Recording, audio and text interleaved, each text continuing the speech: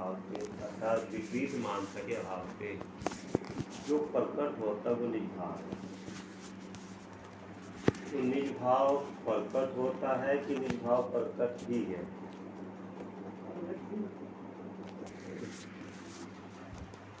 अवस्था में प्रकट होता है, स्वभाव से तो प्रकट हर समय है। विपरीत मानता के भाव में वो निज भाव ढक गया। विपरीत मानता के कारण जो वो निज भाव है, निज भाव माने चैतन्य भाव है, एक ध्यायक भाव है, एक शांत भाव। मतलब आप उसकी महिमा करने के लिए आप कल पूछेंगे महिमा कैसे करें, और खाली एक ही चीज़ कहते हुए बार बार कि मैं ज्ञायक भाव हूँ, तो उसकी महिमा इतनी नहीं आनेगी। उसको अनेक प्रकार से जो एक ज्ञायक भाव है, जो शांत भाव है, जो सहज भाव है, जो स्थायी भाव है,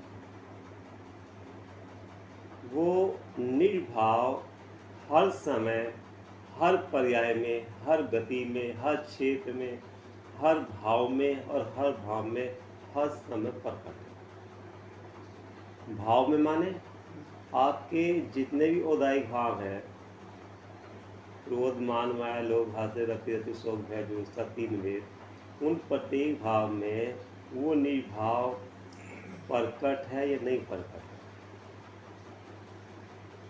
अब आपने कहा प्रकट है, तो कैसे प्रकट है? सोने की प्रत्येक पर्याय में, अंगूठी में, चैन में, कड़े में, बाजूबंद में, करधनी में पीला पना चिकनापना ठोसपना प्रकट है कि नहीं है? तो पीलापना चिकनापना अंगूठी का है कि सोने का? किसका है उसमें? तो वहाँ वो निज भाव सोने का स्थायी भाव प्रत्येक पर्याय में प्रकट है कि नहीं? जहाँ जहाँ उसकी पर्याय होगी वो निज भाव स्थायी रहेगा या नहीं रहेगा? पर्याय तो स्थायी नहीं रहेगी, लेकिन जो वो सोना का सोनपना पीलापना वो स्थायी के अस्थायी है? तो प्रत्येक पर्याय में बरतता है, ठीक है ना। लेकिन पर्याय की दृष्टि होने के कारण पर्याय में जो अंगूठी है, चैन है, उसके डिजाइन पे मोहित होता है, उसमें जो मोती लगे उस पर लुभायित हो जाता है। अंगूठी बहुत अच्छी है, कड़ा बहुत अच्छा है, ये बेकार था, ये अच्छा है, लेकिन जिसमें सोना बरत रहा है स्थायी भाव, उसका तिरस्कार करता है। तो आप ही बताओ, जो वो जितनी पर्याय है अंगूठी चैन की, वो सोने के बिना है क्या? सोना सही तो जितनी भी पर्याय है में सोने के आधार से हैं या बिना आधार के हैं? आधार है ना। तो आधारवान तो स्थायी है, और जितनी पर्याय स्थायी के अस्थायी है। पर्याय सब अस्थायी, और पर्याय के व्यय होने पर और उत्पाद होने पर वो जो सोने का स्वर्णपना है वो नष्ट हो जाता है, या ऐसा कैसा रहता है? जब तुम वहाँ ऐसा समझते हो, तो यहाँ जो निज भाव अपना एक ज्ञायक भाव, शांत भाव, सहज भाव है, जो अनादिकाल से काल तक रहने वाला है, सब उदय में, उदायिक भाव में, सुबह सुबह वो रहता नहीं रहता, लेकिन उदायिक भाव में उदायिक भाव को मुख्य करके वो निज भाव का तिरस्कार करता है। शुभ अशुभ भाव में अगर अशुभ की रुचि है तो वहाँ औदायिक अशुभ भाव को मुख्य करेगा, लेकिन निज भाव औदायिक भाव को भी जान रहा है, लेकिन उस अशुभ औदायिक भाव रूप नहीं होता। ऐसी वहाँ दृष्टि नहीं, दृष्टि नहीं कि लक्ष्य नहीं है उसका। औदायिक भाव को छोड़कर शुभ औदायिक भाव में लगता है, तो वह पूजा पाठ करने में हर्ष मानता है, खुशी मानता है, लाभ मानता है, लेकिन उन औदायिक शुभ भाव को निज भाव जानता नहीं जानता, भिन्न होके जानता कि अभिन्न होके जानता, अभिन्न तो हो ही नहीं सकता। तो वहाँ निज भाव का वहाँ तिरस्कार करके शुभोदयिक भाव में मजे मानता, मानो उसकी कोई कीमत है ही नहीं, मानो उसकी जरूरत ही नहीं है। वहाँ 5 इंद्रिय के उदयिक भाव, उसमें शुभ बुद्धि मानता है, या शुभ के शुभ भाव है उसमें मोक्ष माध्यम मानता, दोनों में मौज मानता है। लेकिन ये दोनों भाव अस्थायी भाव है, अस्थिर भाव है, स्थिर नहीं है। मिथ्यात् भावते अभावते जो प्रत्यय निज भाव, तो मिथ्या भाव तो जो है वो पर्याय में है, श्रद्धा की पर्याय में, और निज भाव स्वभाव है।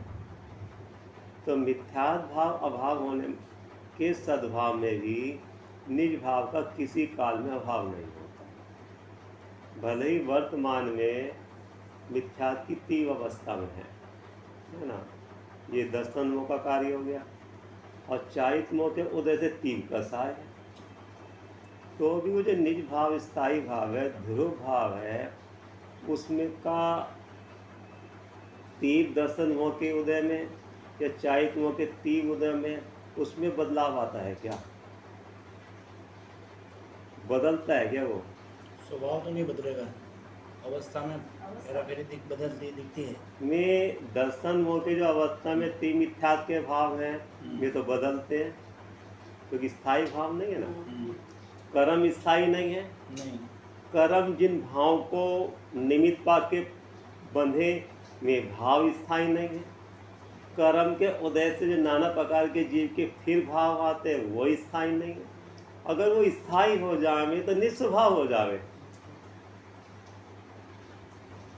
भाव औदायिक भाव से बनने वाले वे कर्म, और कर्म को उदय के निमित्त का पाकर फिर औदायिक भाव, वो अगर स्थायी भाव हो तो स्वभाव भाव हो जावे। तो लेकिन ये बदलते हुए दिखते हैं, भाव बदलते हुए जानने में आते हैं। उदय मंत्री जानने में आता है, तो जिसके जानने में आता है वो है कौन?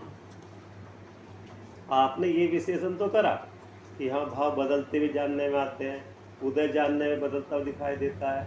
लेकिन जो इनको जानता है और जानता हुआ नहीं बदलता, वो है कौन, कहाँ है, उसका स्वरूप क्या है?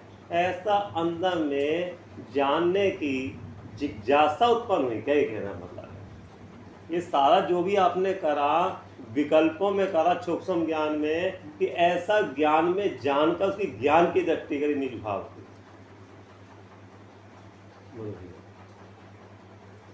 आपने जितना भी ये सब करा सूक्ष्म ज्ञान में करा ना, विकल्पों में होगा तो विकल्पों में ही होगा, तो सूक्ष्म विकल्प में।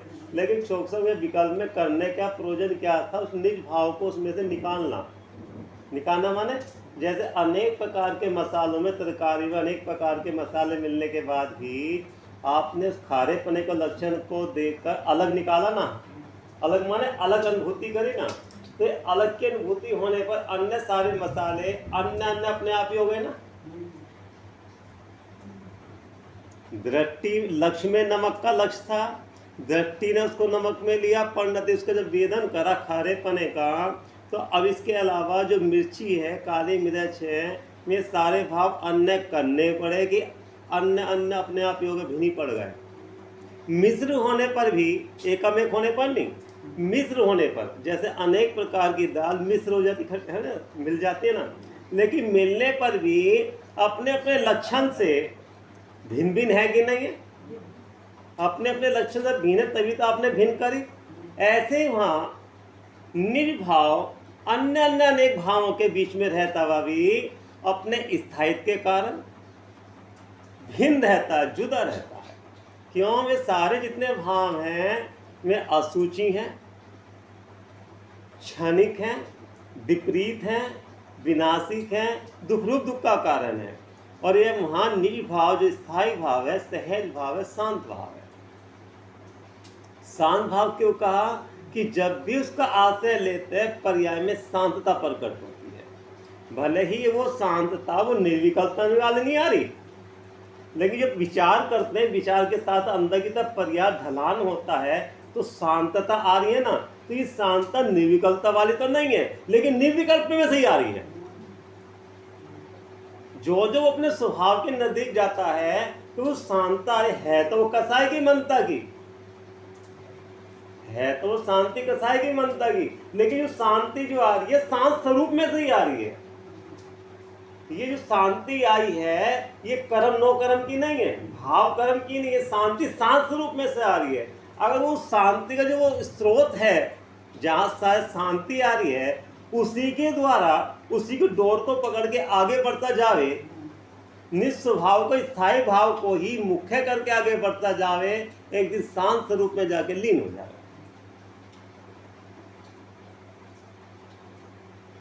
मिथ्यात भाव अभाव ते जो प्रगटे निज भाव, सो जयवंत रहे सदा, यही मोक्ष का उपाय।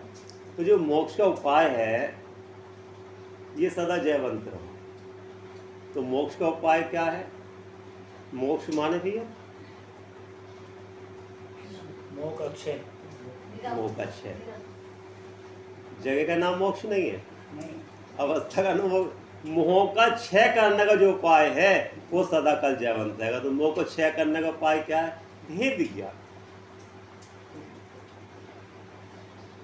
देखो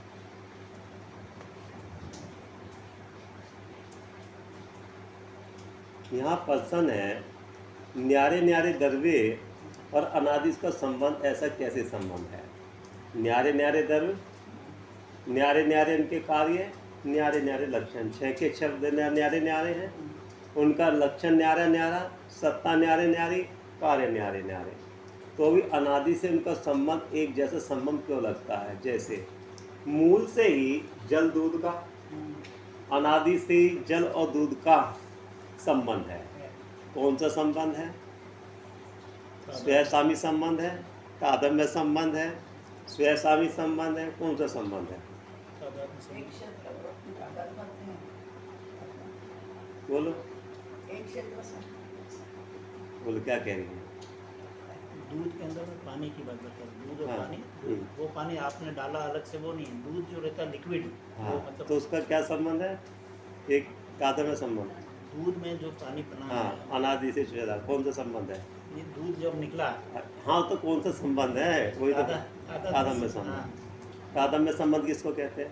कभी अलग नहीं होगा उसका। तो शक्कर दूध और से मिठास पानी अलग नहीं हो सकता? नहीं, लेकिन वो मावा बनेगा तो जल अलग नहीं होगा? हो जाएगा। होगा, लेकिन है अलग तभी तो होगा। हाँ, अलग है। एक छेद संबंध है। एक क्षेत्र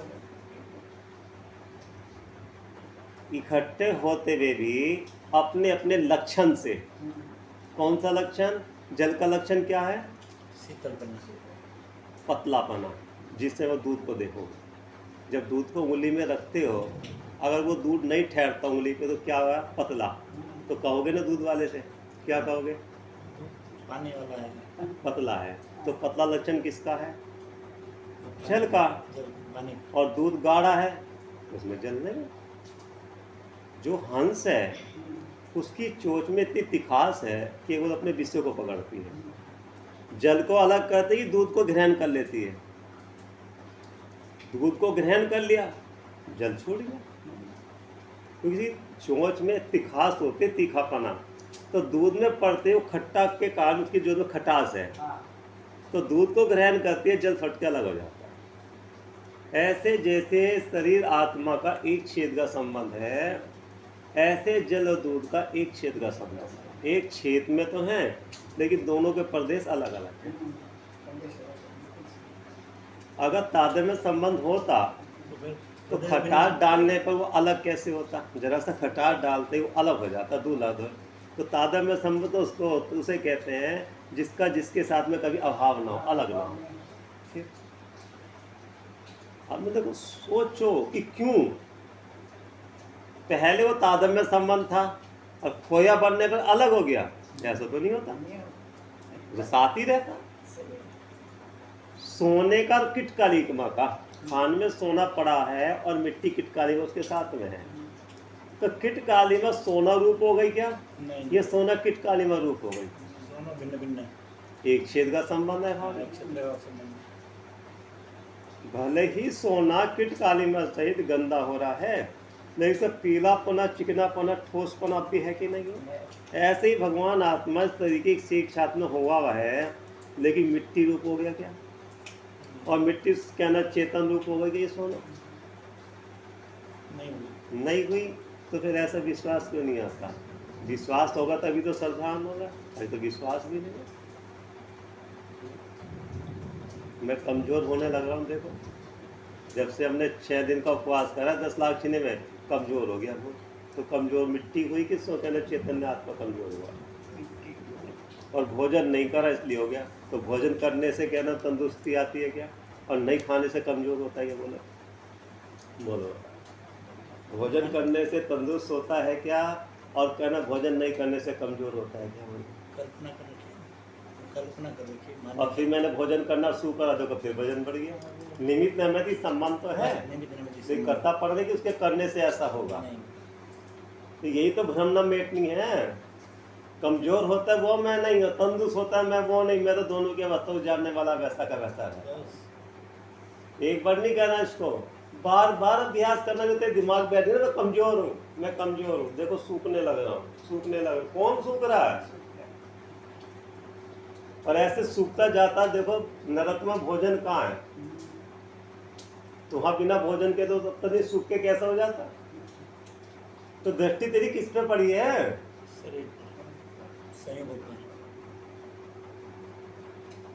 जैसे मूल से ये कहना चाहते हैं उस दूध में जल मिलाया नहीं है। आप समझना, मूल में से तो पहले से ही दूध के अंदर जल मिला हुआ है, ठीक है ना। अब लोभ के कारण दूध को बढ़ाने के कारण वो बाई बाद में दूध और मिलाती है। ऐसे अनादि से शरीर आत्मा का और कर्म के साथ में संबंध है। वर्तमान में संगी पंचेंद्रिय जब पर्याय मिलती है, अपने मन के द्वारा विपरीत जब करता नवीन कर्म का बंध फिर करता है। अनादि से कर्म का संबंध तो है। नया कर्म का बंध जब करता है, जब अपने को भूल का पर के संबंध से करता है, तब नवीन कर्म का बंध करता है। अब यहाँ वर्तमान में काल अवधि को पाकर अपने स्वरूप में तत्व निर्णय पुरुषार्थ करे, तो पुरुषार्थ करने पर पुराने जो कर्म हैं उदय में आते उससे जुड़ान नहीं करे, ज्ञाता रहे, तो पूर्व कर्म की निजरा होगी और वर्तमान में नवीन कर्म का बंध नहीं होगा। दूध में और जल तो मिलावे नहीं, और जो वर्तमान में दूध मूल से मिला हुआ रहा है, खटास डाल के उसे अलग कर, दूध को अलग कर, तो ये तो उपाय हो सकता है। लेकिन ऐसा उपाय हो तो सकता है, ऐसे उपाय को दूसरे को तो बताता है, खुद मानता नहीं। ऐसे उपाय का प्रयोग स्वयं में नहीं करता। तिनका और कनका, तिन माने तिनका तुस, और उसके अंदर दाना है, वो अलग अलग ही है, ये अलग अलग करना पड़ेगा। अलग अलग का ज्ञान करा तो अलग हुआ। आप समझे भैया, मटर के अंदर जो दाना है भीन है कि नहीं है, वो तो अलग कर सकता है आँख बंद करके भी। मटर को जब छीलते हैं आँख बंद कर भी अलग कर सकते हो, है ना, क्योंकि तो बिल्कुल ही अलग ही है। शरीर आत्मा बिल्कुल एक तरह से अलग ही है, लेकिन यहाँ उसको भ्रम होता है। जो अपने से भिन्न है उनका तो अंत्यंत भिन्न ही पड़े ना, तो यहाँ तो भेद ज्ञान कर लेता है। लेकिन राग से और ज्ञान का यहाँ मिश्रण पाया जाता है। इसके लिए उपयोग को और सूक्ष्म और दृष्टि को और तीखी करनी पड़ती। तीखी से क्या कहना चाहते हैं? दृष्टि इतनी पैनी हो कि वो अपना ही विषय पकड़े, उसके बराबर वाला विषय ना पकड़े। आपकी ज्ञान की दृष्टि इतनी पैनी हुई कि उसके बराबर में इतने सारे मसाले थे, उनने केवल नमक को पकड़ा, इतनी कहना पैनी दृष्टि होनी चाहिए। और उपयोग को समेटा, तो उपयोग को समेटा मतलब क्या कि उसके संयोग में जितने भी पर पदार्थ थे उन सबको गौन करके निगाह किस पे पहुंची। जब अर्जुन को तीर कमान के लिए कहा, पेदने के लिए, पेड़ के बीच में छुपी हुई चिड़िया बैठी थी और लक्ष्य इसका करना था आंख का, तो उनने अर्जुन ने कितने विषय गौन करे होंगे आंख को देखने के लिए। एक एक गौन करे, केवल अपने लक्ष्य पर ही दृष्टि रख ली, गौन हो गए ना। दृष्टि का विषय क्या था? आंख। लक्ष्य में क्या था? उसको वेदना। और उपयोग को समेट कर खाली चिड़िया की आंख दिखाई देगी, सबको दिखाई देते हुए भी क्या दिखाई दे रहा था? और चिड़िया कोई अलग था बैठी, पत्तों के बीच में बैठी हुई थी। उनने कैसे वेदा उसको हम कह रहे हैं। ऐसी दृष्टि बनी उसकी। दृष्टि की बात नहीं, पहले लक्ष्य, लक्ष्य सुखी होने का लक्ष्य, सुखी होने का लक्ष्य करे, और सुखी हुआ जा सकता है वो शुद्धात्मा के आश्रय से होता है। तो जब ऐसा लक्ष्य निर्णय करेगा तो शुद्ध आत्मा को दृष्टि का विषय बनाएगा। दृष्टि विषय ने सरधान का विषय बनाएगा, और सरधान में जिसको विषय बना रखा अपने बनेगा, उसके स्वरूप का विचार करके उसको छोड़ेगा। अभी सरधान ने किसको विषय बना रखा है? पर पदार्थ को। तो उसे ज्ञान से निर्णय करेगा, जिसको तूने श्रद्धा का श्रद्धेय बना रखा है, जिसमें अपना अपना स्थापित कर रखा है, वो वस्तु क्या है, उसका स्वरूप क्या है, उसकी कीमत है कि नहीं है, कब से है, कब तक रहने वाला है, इस सबका ज्ञान विशेषण करे। कब तक करता रहे? जब तक शरीर में और कपड़े में भिन्न भिन्नपना है, ऐसे शरीर आत्मा में भिन्नपना हो, तब तक ये निर्णय करता रहे। और उसमें सुख नाम का गुण है क्या? आप पर पदार्थों को जो इस्तेमाल कर रहे हो और ला रहे हो, काहे के लिए ला रहे हो? आकुलता के लिए कि सुख के लिए? अगर आकुलता के लिए लाते तो क्यों इकट्ठा करते? सब कुछ बोले, बोलो ना। सुखी होने के तो लाए, लेकिन इसमें से कितना सुख आया? बोले कितना सुख आया? आपने 2 मंजिल मकान बना लिया, ठीक है ना, अब 2 जने रहने वाले हैं, अब उसकी साफ सफाई के लिए आकुलता है कि निराकुलता है? तो 2 मंजिल जो मकान बनाया आकुलता के लिए, निराकुलता के लिए बनाया? बोल कितनी आकुलता हुई, कितना सुख आया? ऐसे ज्ञान से निर्णय करे पग पग पर। आपने भाई साहब से चैन कह के मंगाई सोने की, कि चाहिए ही चाहिए, हर हालत में अभी चाहिए, लाके तो दे दी। अब जब पहन के जा रहे हो, सुखी होने के लिए मंगाई थी ना, तो उस समय आप सहज निराकुल हो कि आकुलता है कि असहजपना है? आकुलता है ना भाई, कोई आ जावे खींच नहीं लेवे, चली नहीं जावे। आप सुनो, जब घर से निकले तो अंदर थी वो, वहाँ आकुलता की कहीं देख ना ले, लूट ना जाए, ठीक है ना। और जब वहाँ पहुँचे जहाँ जाना था, वहाँ उस चैन को अंदर से बाहर निकाली, दिखाने के लिए। और जब तक नहीं दिखाई देती कि तो आकुलता है। वहाँ लुटने की आकुलता थी, यहाँ कोई प्रशंसा नहीं कर रहा तो आकुलता है। ऐसी फीलिंग, उसका नाम है भावभाषित। विभाव भाव का अहितकारी भाव, हितकारी भाव का फीलिंग हो, जब आपको लगेगा इसमें तो आकुलता हो रही है, तभी तो निराकुल स्वभाव की तरफ प्रयास करोगे, शांत स्वरूप की तरफ। और जब तक कोई नहीं देख रहा तो आकुलता, और किसी ने देखी भी नहीं वो देखिए और कुछ कहा नहीं तो भी आकुलता देखने। और जब वहां से किसी ने देख लिया चलते समय, थोड़ी शांति मिली। क्यों? बहनी कब बनवाई थी, नहीं लग रही है, अच्छी लग रही, और थोड़ी शांति मिली, और वहां से निकलते ही फिर आपने अंदर डाल ली वो, फिर आकुलता चल की रास्ते में कहीं। तो आपने जो मंगाई थी, सुखी होने के लिए मंगाई थी कि आकुलता के? ऐसा उसका आकुलता का भाव भाषित करे बार बार। जब तक उसका आकुलता का भाव भाषित नहीं होगा, या ये तो नास्तिक का कथन हो गया, जब तक अपने स्वरूप में ज्ञान में निराकुलता का भाव भाषित नहीं होगा, उसका हे जान के छोड़ नहीं सकता, इसको ग्रहण नहीं कर सकता। अब पसंद हो सकता भी निराकुल स्वभाव का वेदन तो नहीं हुआ, फीलिंग तो नहीं हुई, लेकिन निराकुल स्वाभाविक भाव जिसको प्रकट हुए हैं, वो मन में विराजमान है कि नहीं, उनकी दशा को देखकर विश्वास करें कि इन्होंने निस्वभाव का आश्रय लिए तो शांति हुई, और मैंने पर पदार्थों का आश्रय लेकर उसके निमित्त से आकुलता होती है। तो मैं भी इनका विश्वास करके अपने स्वभाव को ग्रहण करने का प्रयास करूँ, ठीक है। ऐसे उनका विश्वास करके जो जो अपनी आत्म स्वरूप की तरफ सन्मुख होता जाता है, उसका विचार करता जाता है, तो निस्वभाव के आश्रय से थोड़ी थोड़ी शांति आने लगती है। तो शांति की फीलिंग हुई ना, अब दोनों का मिलान हो गया ना, वहाँ आकुलता का, यहाँ शांति की फीलिंग का। तो जो दोनों का मिलान होने पर फिर किसकी तरफ प्रयास करेगा वो? प्रयास उद्यम किधर की तरफ करेगा, इधर की तरफ, शांति की तरफ कि आकुलता की तरफ। शांति की जो जो आगे बढ़ता जाता है तो विभाव भाव से छूटता जाता है, जो जो आगे बढ़ता जाता है स्वभाव की तरफ शांत को प्राप्त होता जाता है और विभाव से आकुलता छूटता जाता है। जो जो आगे बढ़ता जाता है विश्वास जो श्रद्धान में बढ़ता जाता है। आपने उदाहरण दिया था ना, काय का उदाहरण दिया था, याद है? भूल गए?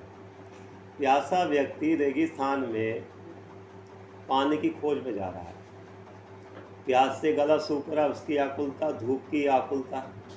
तो किसी से पूछा कि भाई यहाँ कहीं पानी मिल सकता है रेगिस्तान में? तो रेगिस्तान में पानी तो नहीं होता, धूप धूप रेत रेत चारों तरफ। तो कोई व्यक्ति वहाँ से सामने से चला आ रहा था, वो भीगा हुआ था, कपड़े भीगे हुए थे।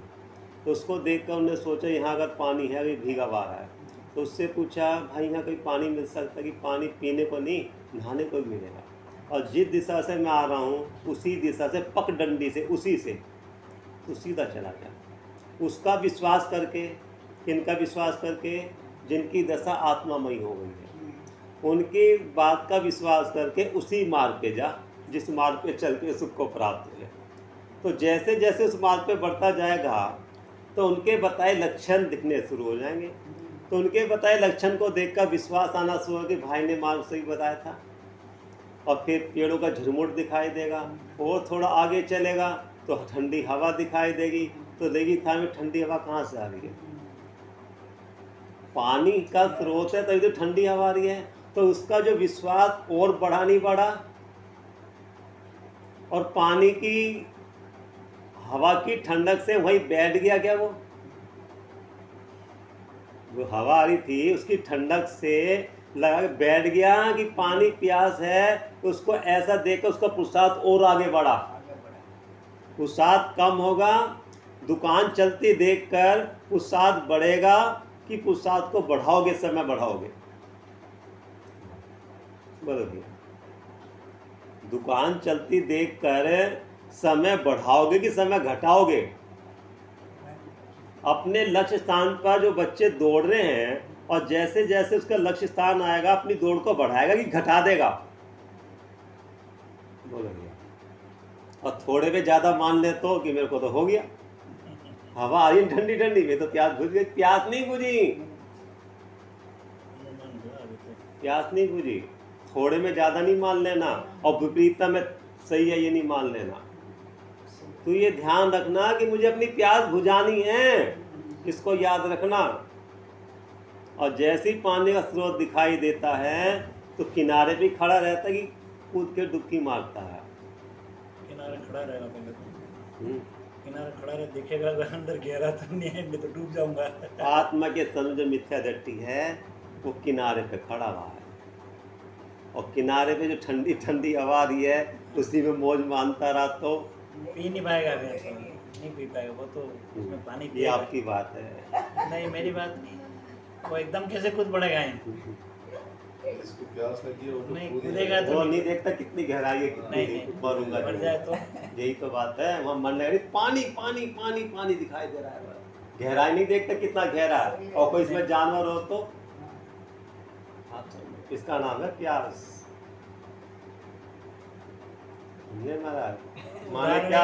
उदाहरण एक जैसे जैसे घटाओगे घट जाएगा, जैसे घटाओगे घट जाएगा। यहाँ तो मान लीजिए वहाँ पर मगर होगा तो, और प्यास भी लगेगी, मगर होगा तो, और प्यासा मर गया तो नहीं, दोनों बात है ना। इधर भी मरने के भी चांस है। पहले प्यास हो जाएगा। नहीं, विवेक रखेगा, विवेक से काम करेगा, ये बोलो आप। यही तो है। हाँ। सुनो, अगर परिवार छूट गया तो, कुटुंब परिवार नहीं रखा तो भी मरने के तो चांस है। अगर ऐसा हो गया तो, और बीमारी हो गई तो, और आत्मा मोनी पागल हो गया तो, मैं विचार करते का दिमाग फैल गया तो, अगर ये विचार करे तो सुख की प्राप्ति। यही तो आपका जवाब दे रहे, बोलो। अगर बैठे बैठे दिमाग फैल हो गया तो, दिमाग चल गया तो, और घर वाले पागल गए, पागल खाने में करंट लगाएंगे तो, उसे नहीं, वो तो मुझे प्यास बुझानी है, कुछ भी होता रहे। तो तुझे आत्मा की रुचि इस तरीके का बुद्धि पड़ी है। श्रीमद जी ने लिखा, विश्राम दर्शन की पगडंडी, निभ्रांत दर्शन की पगडंडी का ग्रंथ है।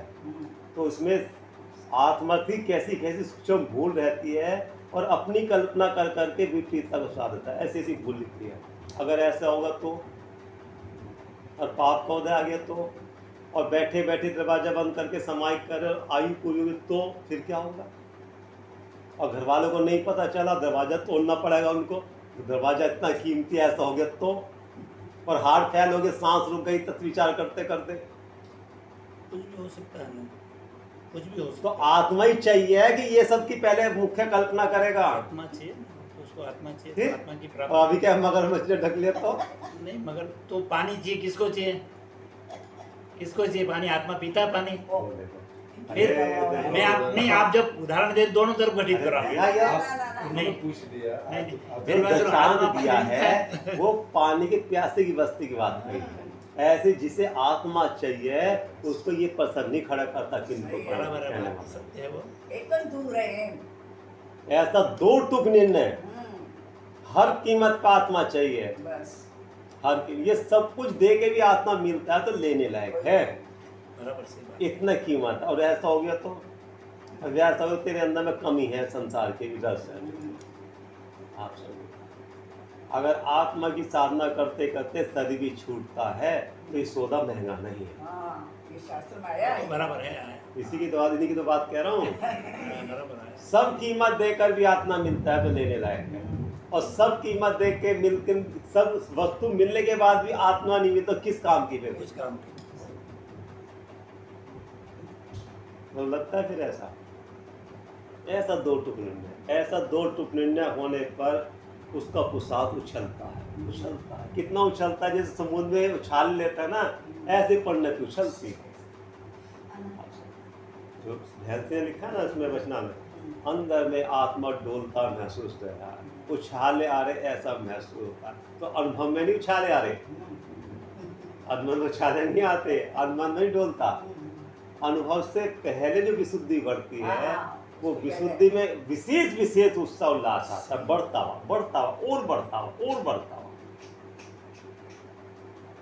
और जो उस विशुद्धि में डोलने लगा, जो पर्याय उछल रही है उसी में उछलने लगा, उसकी प्यास नहीं बुझेगी। देखो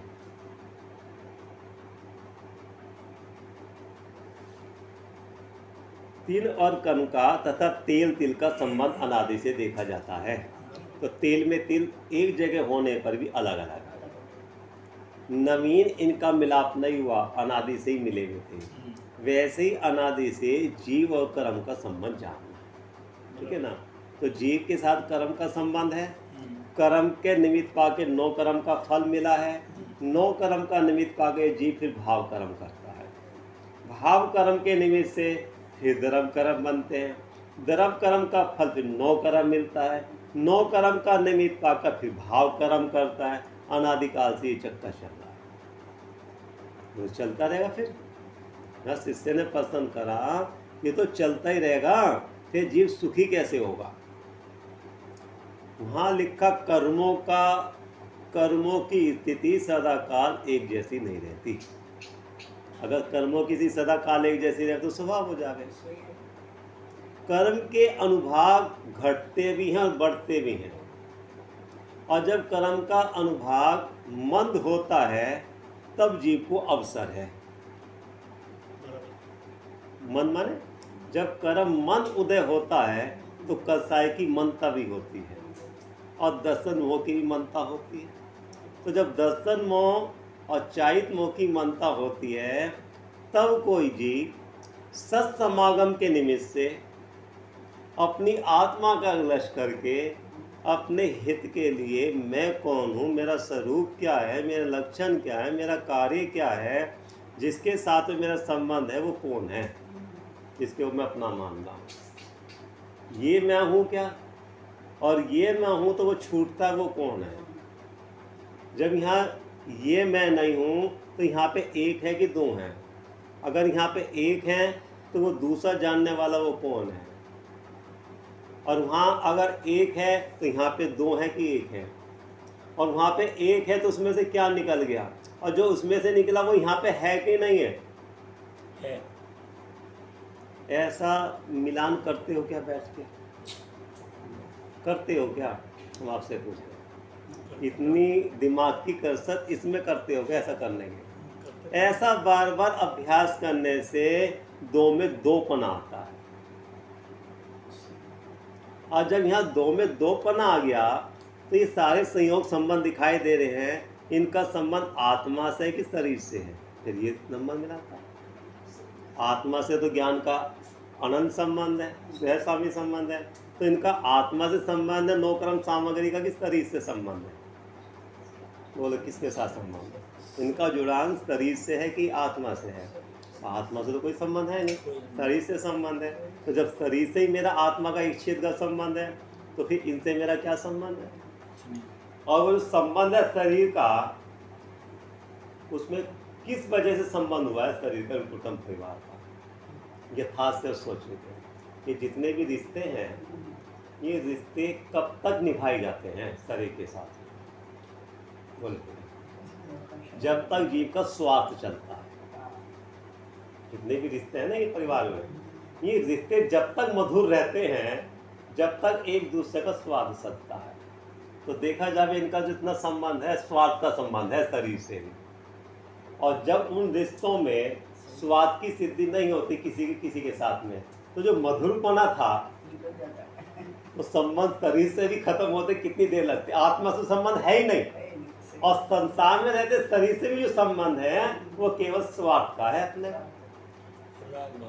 तो जिनका मेरे शरीर से भी स्वार्थ का संबंध, आत्मा से संबंध नहीं, स्वार्थी हैं ये सारे जी, तो मैं इनसे संबंध बना के क्यों रखूं? मैं क्यों पागल बनूं उनके मोह के चक्कर में? ये तो अपना स्वार्थ साध रहे हैं, और मैं मोह के बसीभूत मरा जा रहा हूं उसके चक्कर में। बोलो बेटा खाना खा ले, बोल क्या खाएगा, बोल क्या बनाऊं तेरे लिए? अच्छी भली बीमार पड़ी आराम कर रही थी, लड़के को देखते बहुत देर से आया तू, बोल बोला क्या बनाऊं? अब तेरी बीमारी कहाँ गई? मोह जो था ना, तो अपने से पूछिए कि थोड़ी देर पहले बेटे ने भोजन बना के खिला दिया तुमने, उनने ये भी नहीं पूछा बच्चे ने कि माँ तू लेट कैसे रही थी, ला तेरा सिर दबा दूं। अब देखो ना, फिर आप तो अपनी बीमारी को भूल कर उसके लिए भोजन के लिए सब कुछ तैयार हो गई, और उन्हें भोजन करा, अच्छा मैं जा रहा हूँ, उन्हें यहाँ तक नहीं पूछा तुम लेट क्यों रही थी। मतलब उसका मतलब खत्म हुआ, पेट भरा, उसे क्या लेना था कि कौन मैंने क्या मरला जी रहा? ये यथार्थ है कि नहीं? बोलो, उन्हें यहाँ तक भी नहीं पूछा तुम लेट कैसे रहती, कब गर्मी में कपड़ा ओढ़ के, कोई दिक्कत थी क्या?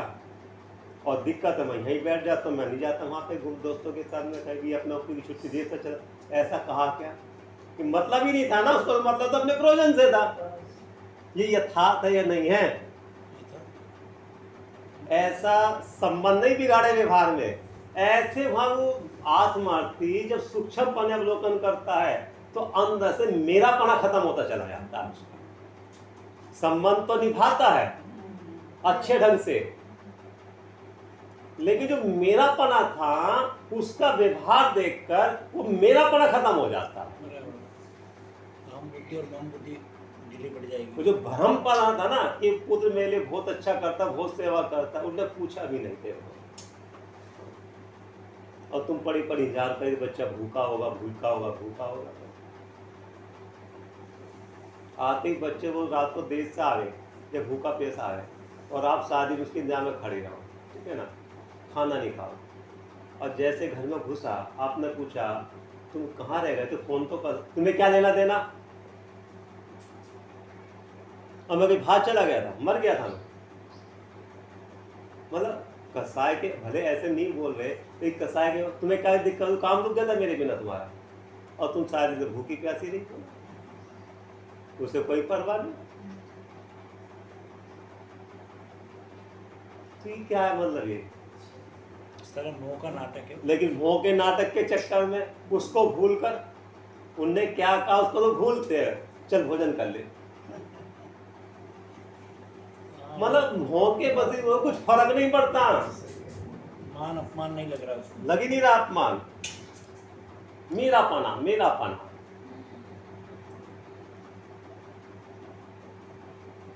और जैसे ही संबंध स्वाद खत्म होता है, आप जब तक स्वाद सत्ता आप, तुम और तू, अब ये तू कहाँ से आ गया? और जब तक आप चल रहा था, ये मतलब ही नहीं रहा ना। सामने वाला तो ये नहीं सोचता कि इस जीव ने मेरे लिए कितना सब कुछ करा होगा। ये व्यवहार की बात है, परमात्मा की बात नहीं कह। सही है। उनने सारा जीवन मेरे लिए लगा दिया, माँ ने बाप ने सब कुछ करके अपना जोड़ जोड़ के मेहनत मजदूरी तो मुझे यहाँ तक पहुँचाया, और तू संबंध बिगाड़ते थे, देरी नहीं लग रही। ऐसे पलट के जाता है, जिसको मैं निज कहता हुआ छोड़ मुझे चल देता, ऐसे छोड़ के जाता है, पीछे मुड़ के देख रहा कि सामने वाला रोएगा क्या करे, कोई मतलब, किसमें स्वाद की पूर्ति खत्म।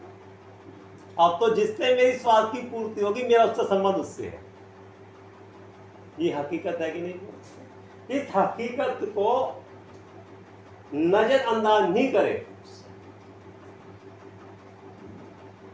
उसको देखें आंख खोल के कि यथार्थ हो। अगर यथार्थता ज्ञान में आ गई तो मोह रहने वाला नहीं, समझे, और वो संसार में नहीं रहने वाला। जीव और कर्म का संबंध जानना, नवीन इनका मिलाप नहीं हुआ।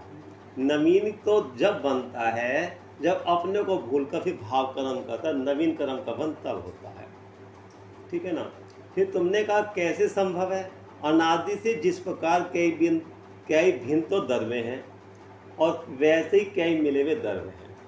कुछ तो भिन्न है और कुछ मिले हुए हैं। इस प्रकार संभव होने में कुछ विरोध तो भाषित नहीं होता।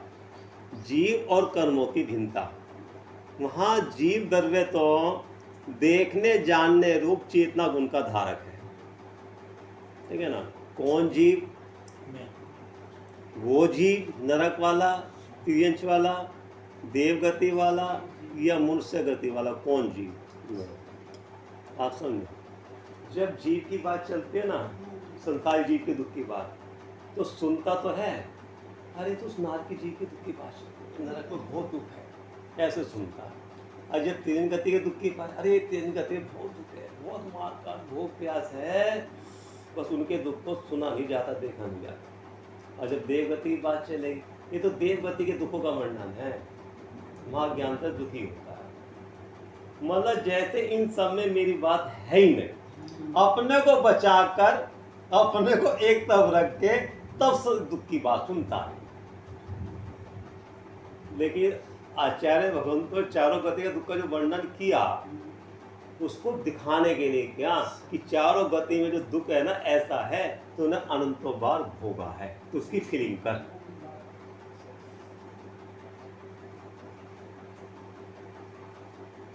और जब तक उसकी दुख की फीलिंग नहीं होगी तो संसार की तो जो एकत्वमत बुद्धि है, रस है, वो कैसे छूटेगा फिर वो? अब आप यहाँ पे बैठे हो, सब प्रकार की सुख सुविधा है ना, अब आपको लग रहा है कि संसार में दुख है, बोलो भैया लग रहा है दुख, और आपने किसी चीज़ की ज़रूरत है, घंटी बजा दी, नौकर आ गया, बोलो सर क्या चाहिए, ये दिया, बोलो कहाँ है दुख?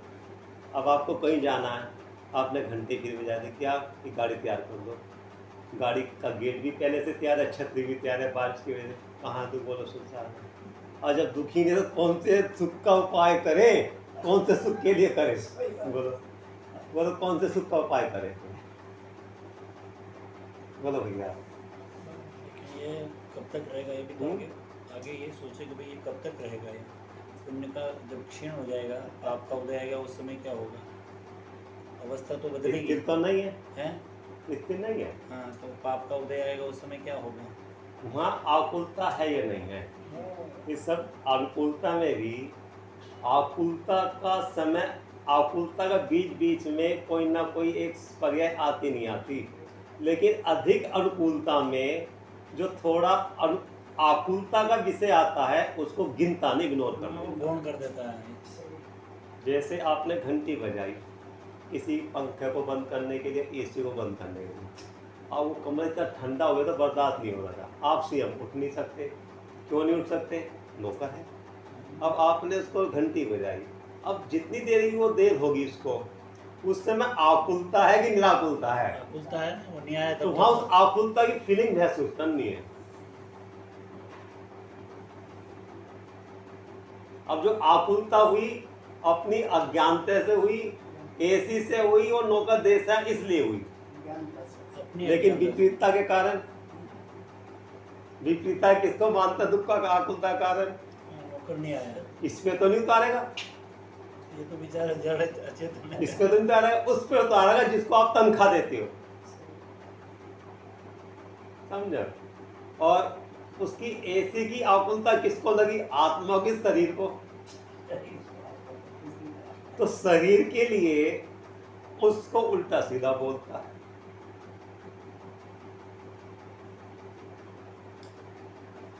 तो अधिक अनुकूलता होने पर तो दुख नहीं लगता। देखो, तथा वहां जीव दर तो देखने जानने रूप चेतना गुण का धारक है, ठीक है ना।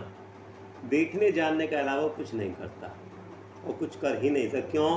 करने नाम का गुण नहीं है, अकारण है। पर का कारण है सुख का और दूसरे का अकारण है, ठीक है ना। तथा इंद्रिय गम्य न होने योग्य अमूर्तिक है, लेकिन अमूर्तिक होते भी चेतन है। इंद्रिय से तो गम्य नहीं है, मन गम्य नहीं है, वचन गम्य नहीं है, लेकिन ज्ञान गम्य है। जैसे भूख और पीड़ा दिखाई नहीं देती, लेकिन ज्ञान से महसूस करने पर दिखती है। आँख थोड़ी देखती है ना, मन देखता। ज्ञान ही तो महसूस करता है उसको, भूख को पीड़ा को। तो जो ज्ञान भूख और पीड़ा को महसूस कर सकता है, तो वो ज्ञान को नहीं महसूस कर सकता है। वो भूख और पीड़ा भी तो अमूर्तिक है, तो आपने नहीं दिखते हुए वो तो महसूस करके बता दी। तो ज्ञान भी अमूर्तिक है, तो आपने उसको क्यों नहीं महसूस करा कि वो है।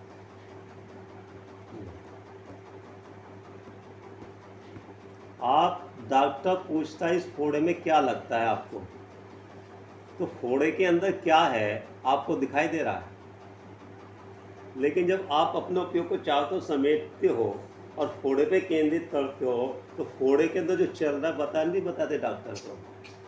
डॉक्टर साहब ऐसा महसूस देता है, चच हो रही है। तो आप फोड़ा दिख रहा है के अंदर से, तो किसने देखा वो? तो जब नहीं दिखता वो भी दिख रहा है, और जो दिख रहा है उसको नहीं दिख रहा। बोलो ये क्या कह रहे हैं?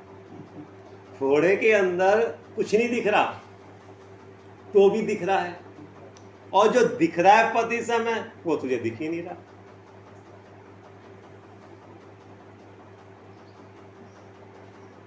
क्या कह रहे हैं? बात तुम्हारी, क्योंकि इस फोड़े से तो नुकसान है, कैंसर हो जाएगा, लेकिन आत्मा को मिथ्यात्व का कैंसर लगा है, इसको तो होने दो।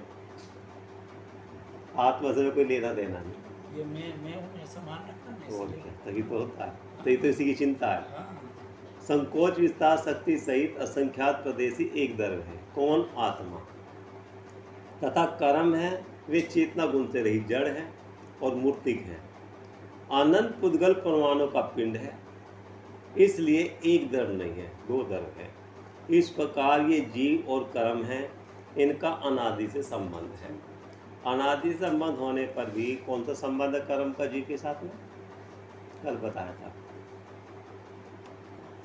बोलो कौन सा संबंध है कर्म के साथ जीव का? एक तादर संबंध तो मान रखा, तादर संबंध तो नहीं। अगर तादम में हो तो कर्म कैसे अलग होते थे? एक क्षेत्र और संबंध कह सकते हैं इसको। आप बताओ। एक क्षेत्र में वो बताओ आप। निमित्त नैमित्तिक संबंध। कर्म का उदय निमित्त रूप से आता है। ये जीव मोह राग देश के नैमित्तिक परिणाम करता है, तो जीव के नैमित्तिक परिणामों का निमित्त पाकर नवीन कर्म का बंध होता है, ठीक है ना। जीव के नैमित्तिक परिणामों का निमित्त पाकर वे पुद्गल बदला लोक में ठसाठस भर दी हैं, वे 8 कर्म रूप से बन जाती हैं। जब कर्म का उदय फिर निमित्त रूप से आता है, जीव फिर उनको निमित्त बनाता है, अपने मोह राग देश के परिणाम करता है। ऐसे अनादि से निमित्त नैमित्तिक संबंध चला, कर्ता कर्म संबंध तो है नहीं। क्यों कि जीव जबरदस्ती अपने उदय से जीव को नहीं जोड़ता। अगर वो कर्म जबरदस्ती करके अपने उदय से जोड़े तो वो चेतन हो जाए, लेकिन ऐसा तो नहीं जोड़ता। कोई चाट पकौड़ी वाला जा रहा है तो जबरदस्ती तो आपको मन को नहीं चलाता, तो कर्म ऐसे आपको जबरदस्ती दुखी करता है। कर्म तो नहीं करता, जीव की भूल है इसमें। तो ये कर्म को दोष क्यों दिया जाएगा? कर्म को दोष देना वो तो अज्ञानता है। जीव के तो उसी को है, भूल तो मेरी कोई है। और नहीं दिखाई देता ना, तो कर्मों को दोष देने लगता है। अब समझना, जब परद्रव्य पे नहीं बस चलता तो कर्मों को दोष देता है, और अगर ताकतवर हो तो परद्रव्य पे अपना जोर जमाता है। समझने की बात को। और जब दिखाई दे परदब हावी हो रहे मेरे पे ताकतवर है, तो अपने कर्म को रोने लगता है। ठीक है ना। अब कर्म तो दिखाई नहीं देते, फिर अपने परिणामों को कोसने लगता है। हमारा जीवन ही खराब है, इससे तो मर ही जाएंगे, हमारा भाग खराब है। यह है अज्ञानता। किसी ना किसी को दोष देता है। इसमें आया ना कि स्वयं तो महंत बना रहना चाहता है, किसी और ना अपना किसी को दोष दोष किसी देता और के ऊपर डालता है। समझना बात। ज्यादा कहो तो अपने परिणाम की, तेरा परिणाम का फल है भाई ये तो कर्म, तो अपने परिणामों को निंदा करने लग जाता है। तो परिणामों की निंदा करने से वो कर्म को उधर टल जाएगा क्या? बोलो। परिणामों की निंदा कर रहा तो करना, लेकिन जो कर्म का उदय है किसको भूल के आया है? कर्म का जो उदय है किसको भूल के आया है? अपने को भूल करके आया। तो जिसको भूल कर कर्म का उदय है, उसी को मुख्य करने पर कर्म का उदय भी टलेगा। बराबर। परिणामों को देखते रहने से नहीं चलेगा। परिणाम मेरे बहुत खराब है, परिणाम बहुत खराब है, तो कर ले क्यों देख रहा है परिणामों को? अब तो उसको देख जिसपे देखने पे कर्म को नहीं गिराओ। निंदा कर रहा का प्रायश्चित करता है ना, प्रतिक्रम पढ़ते हैं, हमने ऐसा करा, इतना खोटा काम करा, इतना तो कर लिया, अब बार बार क्यों देख रहा है? अब तो वो कर जिसके लिए प्रतिक्रमण ना करना, मैं जीव दत्ता उसको भूल कर ऐसा हुआ, मेरे जीव में इतनी ताकत है। राजा शेडिक ने जब यशोधर मुनिराज के गले में सांप डाला है ना, तो सांप डालने के बाद जब मुनिराज ध्यान से बाहर आए, दोनों को धर्म वृद्धि का आशीर्वाद दिया, तो राजा शेडिक के अंदर बहुत प्रायश्चित हुआ, और प्रायश्चित होना भी चाहिए, और प्रायश्चित नहीं होना चाहिए तो भी अज्ञानता है, और प्रायश्चित ही होता ही रहे वो भी अज्ञानता है। खूब प्रायश्चित करता अंदर में ऐसा भाव, मैंने बहुत गलत करा, बहुत खोटा करा, ऐसा नहीं करना चाहिए, तो मुनिराज थे, क्षमा के धारी थे, देखो इन्होंने कितना मेरा हित करा, इससे तो मर जाऊं। क्या भाव आया? मैंने बहुत खोटा काम करा, मेरी जगत में जगह नहीं है, कहीं जगह नहीं मिलेगी, इससे मर जाओ। तो मुनिराज ने कहा, हे राजन, जो तूने प्रणाम करा थे वो कौन से भाव है वर्तमान में? 4 भाव है ना। वर्तमान में भूतकाल के परिणाम का प्राग भाव है, वो तो भाव चले गए। अब तू याद कर प्रायश्चित के मर जाऊं, मरने से पाप धुलेगा क्या? दोष देखने पर निर्दोषता प्रकट होगी क्या?